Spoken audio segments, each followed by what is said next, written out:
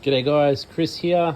I had a few people ask me to put some thoughts together, kind of like an initial thoughts wrap-up review on the new Trimal S1.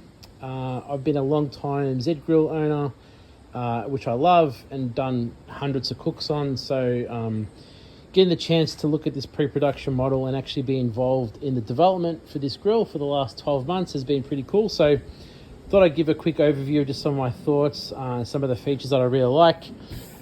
First off, the build quality on this thing is nuts. It is built like a tank. It is really well built. You can just feel lifting the lid and just the way that the fit and finish is, even on a pre-production unit like this. It's really nice.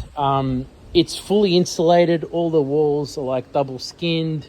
They've got insulation in them to hold all the heat in, as opposed to like with the Z Grill one, which was very thin, and then you had to put a blanket on. Whereas this one, you really wouldn't need it. If anything, I reckon the challenge with this grill will be keeping low temps as opposed to the other way around. So yeah, the build quality is amazing. It's got a really nice feel to it, really nice size. Initially I was worried because the hopper is smaller, but as it turns out, Mick was right. You actually don't need a huge hopper on this because it's the equivalent of what the Z Grills one was, because it's so efficient. Speaking of efficiency, so under here there's the standard hot pot grilling bit, what do you call it, the fire pot, sorry, but it also has a really cool feature. It's got a heating element in there. So what that means is that in auto mode, you've got a choice, and I'll go through the menu in a second, but in auto mode, it'll actually use both the pellets and the electrical element to give you fire and clean smoke, which is great. So that'll cut down the pellet usage even further. So look, I've done quite a few cooks and high temp grills on this, and I've still only used a few handfuls of pellets. So very, very efficient and very, very good. Like I was saying, build quality is great. These stainless, really thick stainless side tables are awesome. If I compare this to the old school Z Grills ones, which had a tendency to kind of get moldy and kind of gross. Sorry about that mess here too, by the way. Just the backyard's a bit of a disaster at the moment. But yeah, these got pretty dirty and pretty gross, whereas super hygienic and really nice and really strong. This is really good. Around the back here is where some of the smarts is. So there's the antenna. There's also, I didn't realize this, but it's got a pellet drop. So if you want to dump the pellets, you can drop those out as well, which is really good. So yeah, that's basically the grill overview. Storage underneath, just really good fit and finish, and just feels really nice and really solid. The grill racks themselves can go in the dishwasher, which is great. Also, one thing I really appreciate is, with my old Z Grill, I had a tendency to sort of dump the top grill rack away and kind of lose it. Whereas with this one, it's got handy storage for the top shelf that can go there as well, so you won't lose that. So that's really good. I'll do a quick run through some of the accessories. I haven't played with some of these yet. I will do that soon though.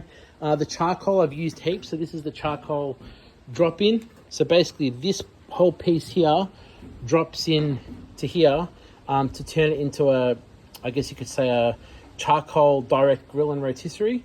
So that works really well. So what I like with this is you've got 3 spots to put the charcoal. You can kind of have hot stuff, middle, and hot again.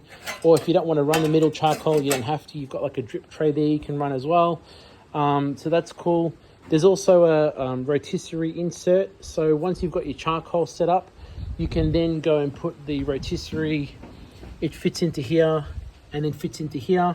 And I've been working extensively with Mick and the team to kind of tweak the software in the rotisserie mode, especially. So they've made a few tweaks to that, adding some shortcuts to the buttons so that you can start and stop the rotisserie nice and easily. So that was really good. So yeah, charcoal grilling on this is awesome. Rotisserie is awesome. I can vouch for those options.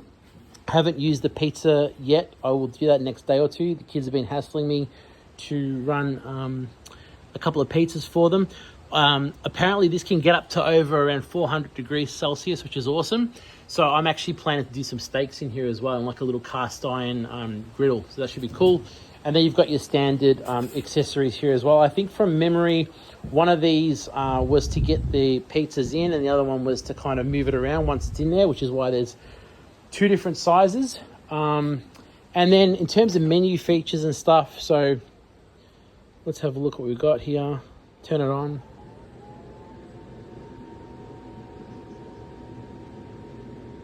So it's got all the temperature probe stuff. So you can have 4 temp probes. There's a USB-C charger there as well. That's cool. So with this here, there's the first one actually does there's like a sort of rotational diffuser. So that opens that, as you can kind of see there. And then the second one, which is really cool, is a pellet dump. So what that does, or ash dump rather. So instead of having to vacuum out after every second or third cook, you can basically pull this and it will drop the ash into this tray here, and then you can just clean it out. So it's super easy. Same thing with the oil and the grease tray. So before with the Z grill, I would have to empty the bucket of shame. Whereas with this one, there's no need. It's all enclosed, and I really appreciate that. Being on a country property, you get lots of creepy crawlies and mice and stuff running around. So with this, it's all enclosed.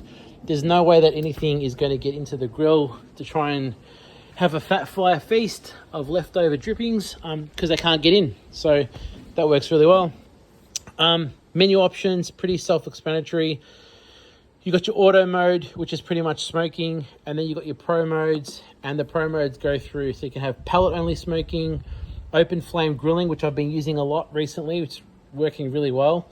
Hot plate grilling. So I haven't got the accessory right here, it's inside somewhere, but there's a huge thick stainless hot plate that you can put straight onto here and do like bacon and eggs and snags. So that works really well.